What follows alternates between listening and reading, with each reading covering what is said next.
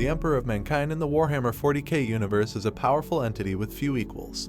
Some can do nothing else to rationalize his power but to call him a god. The Primarchs represent both his genetics and guiding hand being sent out into the galaxy to lead his great crusade.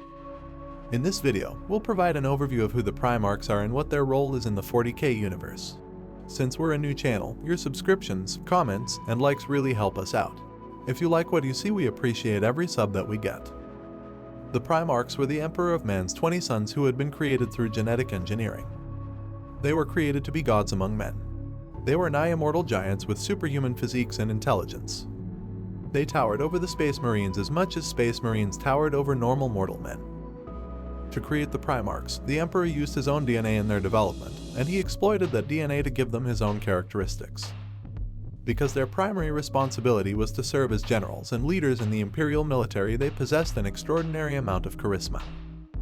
The Primarchs were conceived at a facility shrouded in secrecy on Earth's moon. In the 40k universe, Earth is called Terra and the moon is called Luna. This was a really safe place to complete this process because Luna was highly defensible. Despite these high defenses, the Primarchs were scattered around the galaxy before they reached full maturity. Some people blame the forces of chaos for this, and others blame time travelers that didn't realize what they were doing. Others believe it was part of the Emperor's plan all along. The Primarchs were dispersed on numerous worlds throughout the galaxy, making it impossible for the Emperor to find them. Following this tragedy, the Emperor started manipulating DNA once again. He used the fragments of the Primarchs' DNA to start creating the Space Marines. The genetic material from just one Primarch was used to create each of the 20 different Space Marine legions. The Emperor, accompanied by the Space Marine legions, embarked on a mission to recover the Primarchs and any human settlements that had been destroyed during the Age of Strife. Mankind had been set back thousands of years during the Age of Strife. It was a period of war and regression. Technology got worse, settlements were cut off from one another, and humanity had its first serious encounters with chaos. The struggle that took place which followed was known as the Great Crusade. The Emperor and the Space Marines began to unify humanity once again under one banner. During the Crusade, every Primarch was discovered one by one. The Emperor places each Primarch in command of the legion that bore their DNA. Together, they accomplished great achievements and became legendary figures in the Imperium. This golden age came to an end with the Horus Heresy. It was sparked when 9 Space Marine legions betrayed the Imperium in an effort to put Primarch Horus on the Imperial throne. The Imperium emerged victorious, but all loyalist Primarchs have since been eliminated, vanished, or rendered powerless in some way. Some of the traitor Primarchs were eliminated, but the majority of them are still alive and serving as Daemon Princes in the domain of chaos. 2 of the Primarchs are unknown. For reasons unknown or unrecorded, the 2nd and 11th Space Marine Legion and their Primarchs were expunged. This has led to all sorts of conspiracy theories.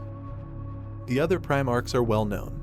The 1st Legion were the Dark Angels, and their Primarch was Lionel Johnson. The Lion grew up on the inhospitable death world of Caliban. To most of the galaxy at large, the Lion died when he fought an uprising of his own troops and the fallen angel Luther on his home world. The Emperor knows the truth. The Lion is very much alive and hidden in stasis. The 3rd Legion were known as the Emperor's Children. They were led by the Primarch Fulgrim. Fulgrim is a vain and arrogant individual. His personality was a perfect fit for worship of the demon Slaanesh. He is most known for killing the leader of the Iron Hands Legion. He also managed to mortally wound the Primarch of the Ultramarines, which forced him to be placed into stasis. Fulgrim became a demon prince and still lives today. The 4th Legion's Primarch is Perturabo, and he was the leader of the Iron Warriors, not to be confused with the Iron Hands. His legion turned traitor during the Horus Heresy. When his homeworld of Olympia was pacified, he tipped over the edge and embraced chaos. Perturabo and his legion slaughtered most of the Imperial Fist's legion and became a demon prince. He does not follow a specific chaos god and instead follows chaos undivided. Jaga Tychon is the leader of the 5th Legion of Space Marines. This legion is called the White Scars. They are quick and merciless fighters. It is said that this legion enjoyed the Great Crusade most of all since it allowed them to hunt down enemies in the far corners of the galaxy. Jaga Tychon has been missing ever since he pursued some Drukhari into their webway. The White Scars still believe that Khan is alive out there somewhere. Leman Russ is the leader of the Space Wolves. The 6th Legion is like a band of barbarians that have been brought into space. They are fierce warriors and they love to drink. Leman Russ believes himself to be an executioner that serves at the will of the Emperor. He also believes himself to be the Emperor's most loyal son. Several Imperial Guard tanks have been named after him. The 7th Legion are the Imperial Fists led by Rogel Dorn. He is stalwart and seemingly unbreakable. Dorn is known for being trusted with fortifying the defenses of the Imperial Palace. Dorn was the first person to find the Emperor after his fight with Horus, and also heard the last words the Emperor ever spoke aloud. The Night Lords are another traitor Chaos Legion, and their Primarch was Conrad Kurz. Conrad was distant from his legion and did not enjoy his role as their leader until he eventually turned traitor. He hated the Emperor and wanted to prove him wrong. His legion wreaked havoc on various Imperial worlds after his betrayal. Finally, he had a vision of his own death and was happy to meet it. Conrad became the only Primarch to ever be killed by a mere mortal when he allowed the assassin Mshen to kill him as a final act of rebellion against the Emperor. Sanguinius like the Blood Angel Legion. He was beloved by his chapter and by much of the public at large. During the Siege of Terra, he fought his former friend Horus and damaged him, but could not withstand his brother's assault that was now fueled by all the powers of chaos. Unfortunately, Horus managed to kill him before Horus fought the Emperor himself. This turned him into a martyr that is venerated by his chapter and by his legion. He's even called a saint. Ferrus Manus was the leader of the Iron Hands. His hands were covered in a material called necrodermies, which allowed him to use them like a hammer and anvil. Ferrus was known for crafting amazing weapons for several Space Marine legions and was considered a master craftsman. As mentioned earlier, he was killed by Fulgrim of the Emperor's Children Legion. The 12th Legion of Space Marines are fueled by rage and bloodlust, and are appropriately called the World Eaters. They are led by Angron. Angron fell to chaos and became a follower of Khorne. In a battle with his brother Rabut Te Gilliman, he may have been killed if not for an immense rage that swelled inside of him. With the prayers of his brother Lorgar at his back, Angron was transformed. Angron survived and became a Daemon Prince of Khorne. Rabut Te Gilliman leads the Ultramarines. This is the legion you probably think of first when thinking about what a Space Marine is. Despite a mortal wound from Fulgrim, it turns out that Rabut Te Gilliman survived and was reawakened. Now he is the Lord Commander of the Imperium of Man. He is also the Regent of the Empire. This makes him second in command in the Empire after only the Emperor himself. The Primarch Mortarion leads the Death Guard in service to the demon Nergal.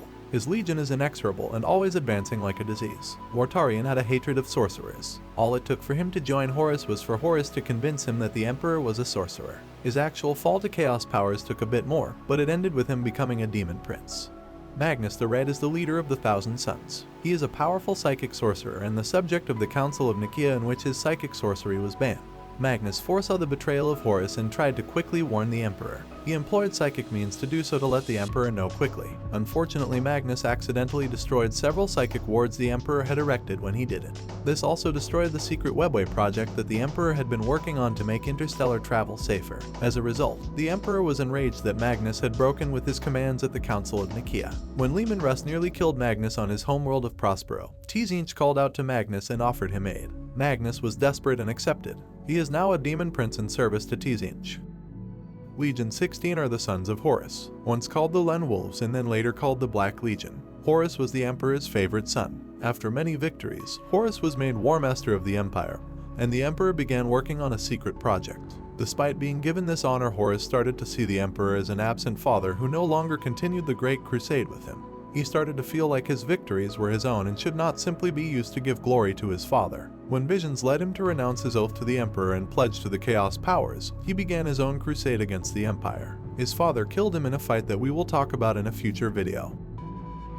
Lorgar is the leader of yet another traitor legion. The Word Bearers follow Lorgar, who is now a demon prince of chaos and divided. Lorgar always sought to worship gods as it was ingrained in his culture. He tried to make the Emperor his god, but the Emperor did not want to be worshipped. This led to him being embarrassed by the Emperor himself for attempting to craft a religion around him. As a result, he ended up worshipping demons of chaos. The demons were all too eager to accept this worship.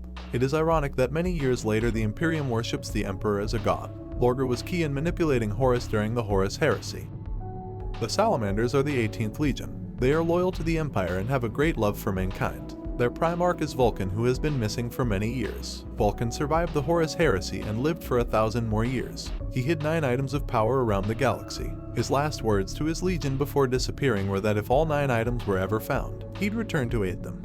The 19th Legion is the Raven Guard. Their Primarch is Corvus Corax. With his legion so small in number after the Horus Heresy, Corvus attempted to create Space Marines of his own to refill his legion. When this resulted in horrible mutations, Corvus was greatly ashamed. Corvus disappeared into the Eye of Terror as penance for his failure. While there, he sought to hunt down his traitorous brothers inside the warp. The Alpha Legion is the 20th Legion. It is a traitor legion that was once led by a pair of twins named Alpharius and Ongon. They are described as having one soul and two bodies. Alfarius was believed to be killed by Rabut Te Gilliman after the Siege of Terra, but many believe he is still alive. We hope you enjoyed this overview of the Primarchs and Space Marine Legions. We'll be diving deeper into the lore of each Space Marine Legion and its leaders in future videos. Which legion should we cover first? Should we go investigate the Horus Heresy further? Let us know in the comments. Thanks for watching. For more lore about everything, please subscribe, like the video, and leave a comment for what lore topic you want us to cover next. See you in the next video.